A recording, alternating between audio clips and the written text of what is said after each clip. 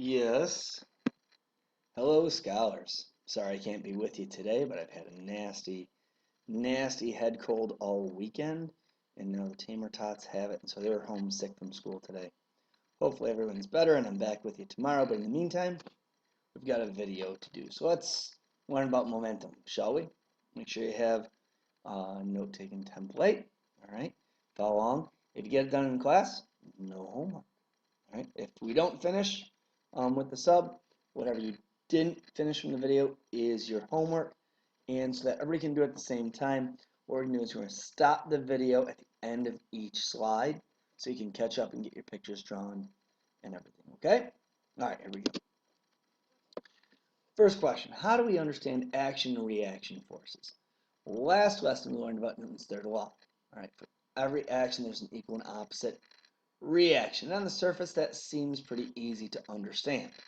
Okay, forces come in pairs, and whenever one object exerts a force on another object, that object exerts an equal but opposite force on the first object.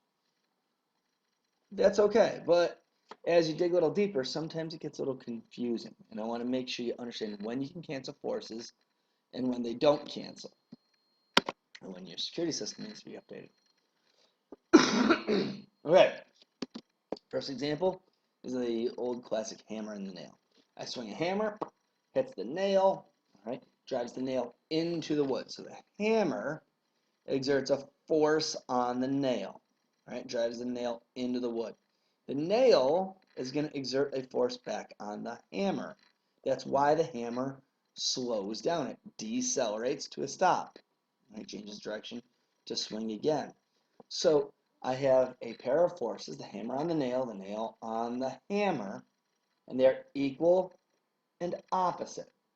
It's why the nail goes into the wood. It's why the hammer stops. Cool?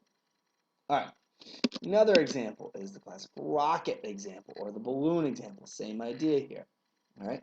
So my balloon is elastic, and it's going to want to, when I expand it, it's going to want to contract. Okay. As it contracts, it's going to squeeze air out the bottom. So I'm going to have the force of the balloon on the air pushing the air downwards. All right. The reaction is the air is going to push up on the balloon, forcing the balloon upwards. Okay. So the balloon on the air pushes the air down. The air on the balloon pushes the balloon up. Okay. Equal force, opposite directions, going opposite way. Cool? All right. Now, so far we've had equal and opposite forces, okay, but not on the same object. Forces are only going to cancel when they're on the same object.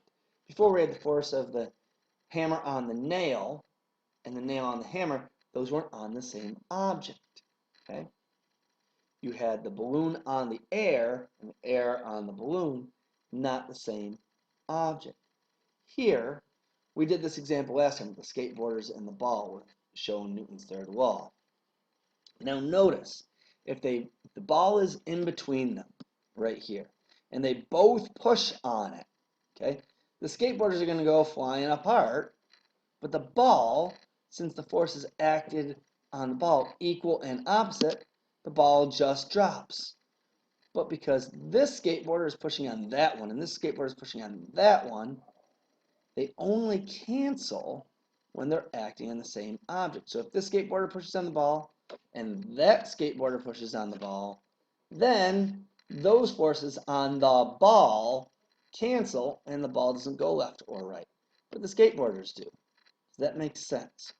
Only when equal and opposite forces are pushing on the same object do they cancel. If they're pushing on the same object and they are balanced, then the net force is 0. The net force is 0, the object does not accelerate. So the skateboarders can move because the net force on them is something more than 0. Okay? Skateboarder A is pushing on skateboarder B, B is pushing on A. They're not on the same object unless you talk about the ball in between. Does that make sense? We can go over more in class. But if you understand this, you get Newton's third law. Cool? Always name what the force is on. Okay? Force of A on B, the force of B on A. If you always name your forces like that, it'll be good practice, and it'll be easier to understand which forces are acting upon which objects, so you can figure out which ones cancel. Cool? All right. Now, I notice I had 3 pictures there. You can make them small if you want. You can flip it over to the back of the page, and where your questions are, draw your pictures there. That's cool too. All right? All right, next slide. What is momentum? All right, if you want to put it in a nutshell, momentum is mass in motion. Formal definition from your book is it's the product of an object's mass and its velocity. All right, so momentum is based on 2 characteristics, the object's mass and the object's velocity. Now, because it's based on velocity, that makes it a vector quantity where direction is important. You've probably heard about momentum in sports. You'll hear sportscasters talk about, oh, well, the Denver Broncos had the momentum heading into the locker room. They scored on the last 3 drives. Okay, momentum has to do with the mass of something and how fast it's moving. An object with lots of momentum is hard to stop. Okay, an object with a little momentum is easier to stop. Right? We have this law of conservation of momentum, which says that if there's no net forces acting on a system, the total momentum of a system won't change. Okay?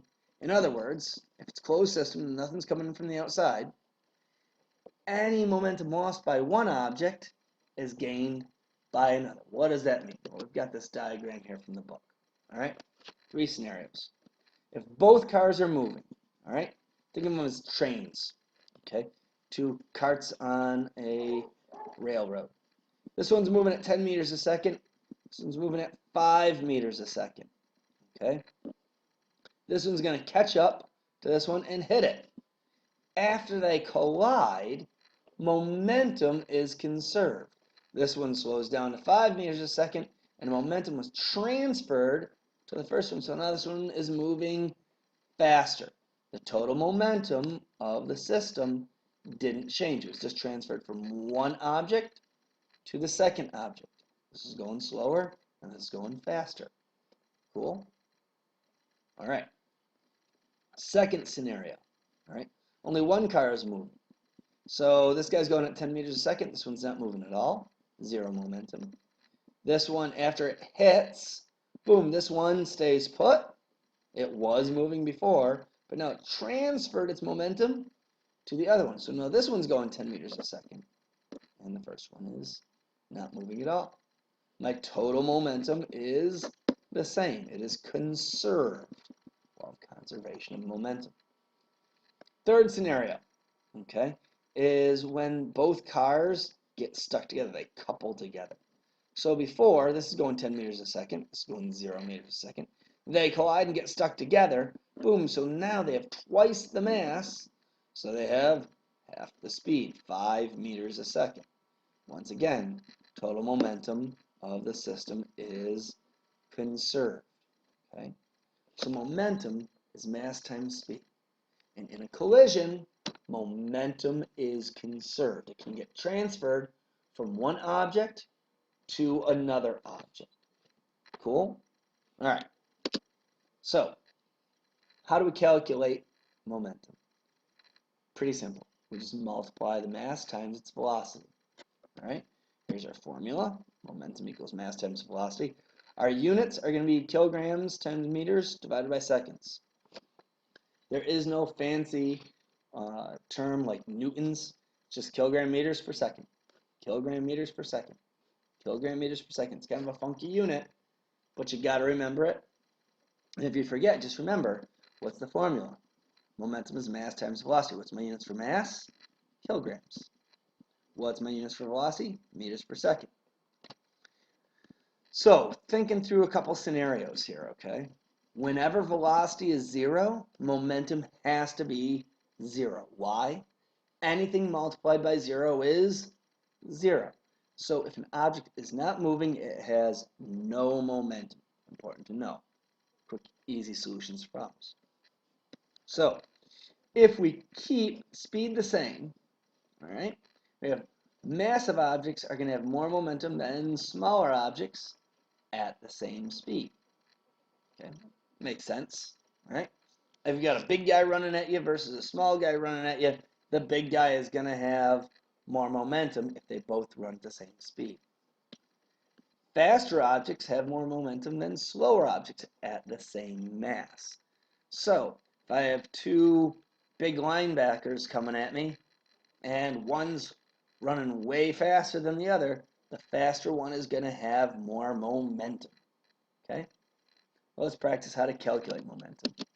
It's fairly simple, it's straightforward. What's the momentum of a 20 kilogram object traveling at 30 meters a second?